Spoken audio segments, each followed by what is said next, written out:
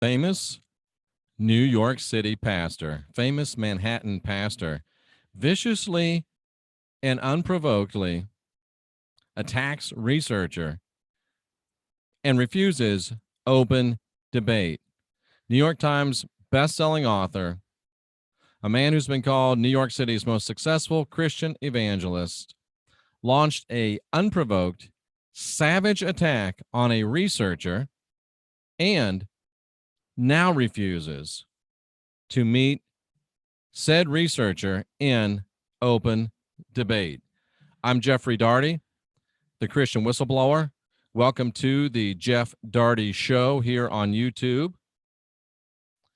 And welcome to you over on Pixlr and Facebook and Twitter a little bit late, just to catch up the folks on our other places.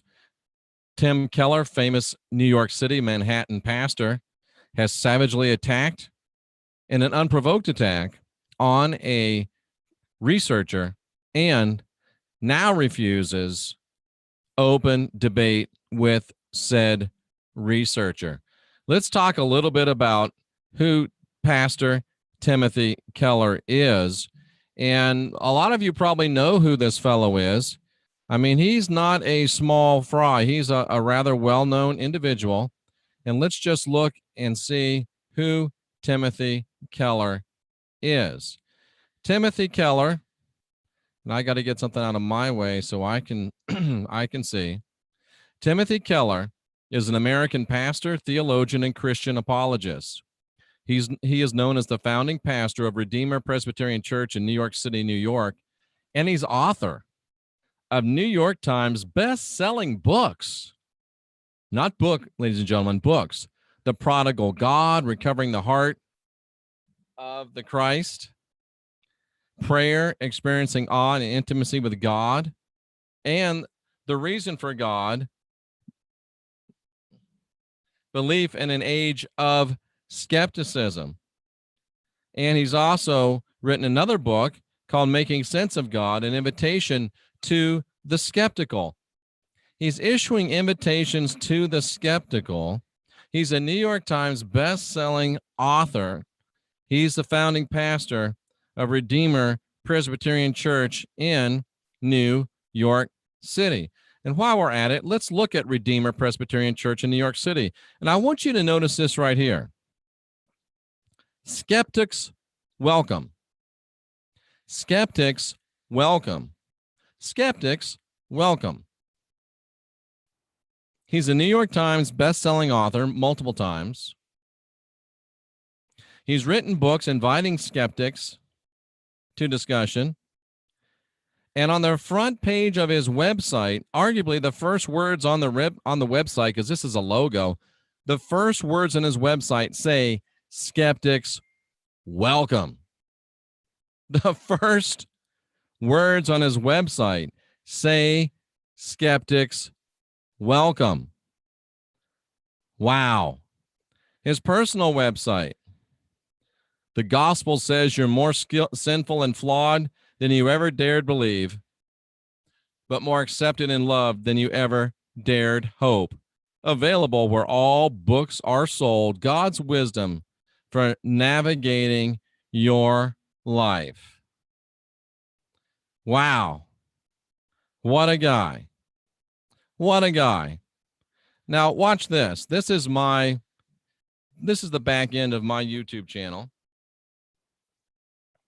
And I want to thank Chris Campbell for sending me this message. It says, fundamentalist Tim Keller has a review on Amazon slamming your Apostle Paul Antichrist book. You know you're doing something right if the heavyweights are responding.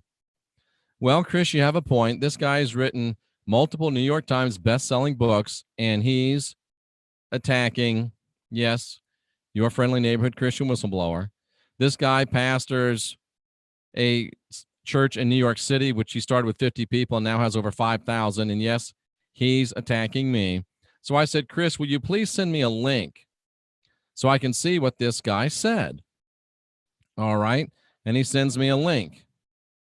And this is my Apostle Paul Antichrist Kindle edition website here on Amazon. And if we go down here, we'll go down to the reviews.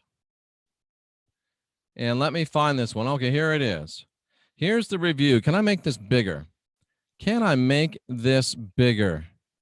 The eternal question. Can I make this bigger? Let's see. Yeah, let's make this bigger. Let's make this bigger. If it were only that easy, right? All right, so you can see this. Let's make it bigger still. What do you say? I hope it's getting bigger for you. All right, so he gave me 1 star because he couldn't give me no stars. Okay. And again, I never said boo to Tim Keller. I never said anything to Tim Keller. And here he comes. Delusional. Well, that's not very nice.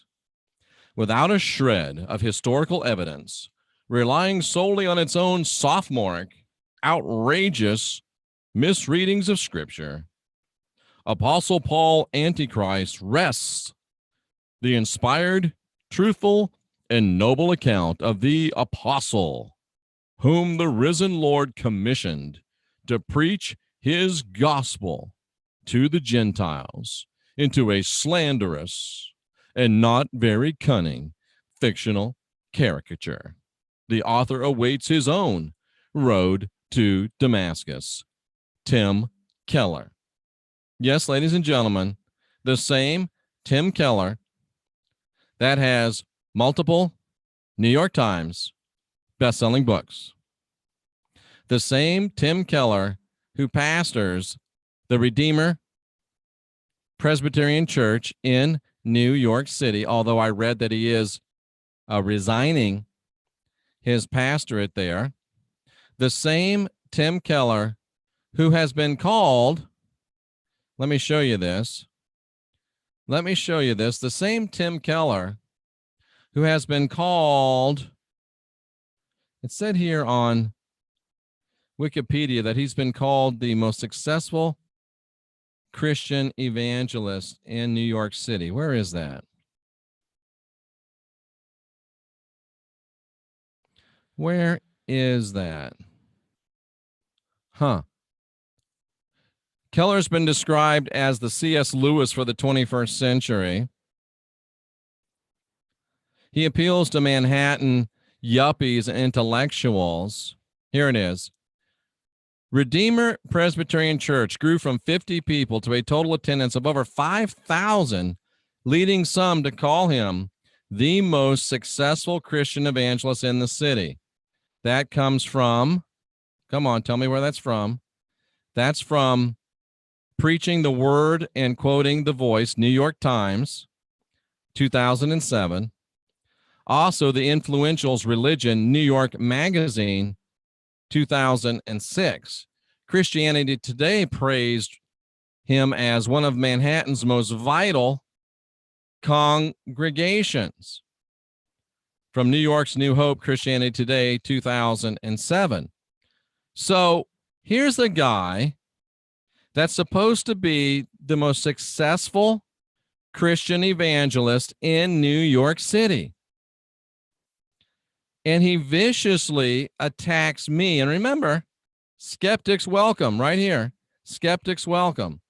So he viciously attacks your harmless little fuzzball, your friendly neighborhood Christian whistleblower. He viciously attacks me, calls me delusional, says all these bad things about me. And you would think, and I challenge him to a debate. If you want to say those things about me, let's meet in an open debate. I'll fly to New York City. I'll go to his home turf. As long as it's live and unedited, and as long as they find an objective moderator, I'll go.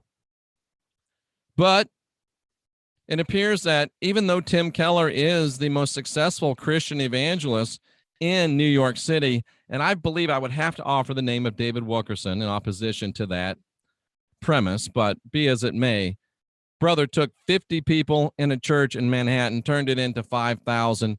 That's admirable. That's respectable. Maybe he is the most well-known and the most successful, thank you, TL, the most successful Christian evangelist in New York City. Then why in the world is he afraid of some little old ex-Pentecostal Southern evangelists with spiky hair and a red shirt and necklaces?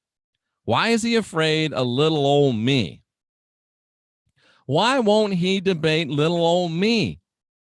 Is it, I have a hard time believing that New York City's most successful Christian evangelist is just a keyboard cowboy. I have a hard time believing that a man that's written multiple New York Times best-selling books would be New York City's best-known Christian chicken. I have a hard time believing that Tim Keller, who's supposed to be a spiritual giant, supposed to be a spiritual lion, when he opens his mouth, all I hear is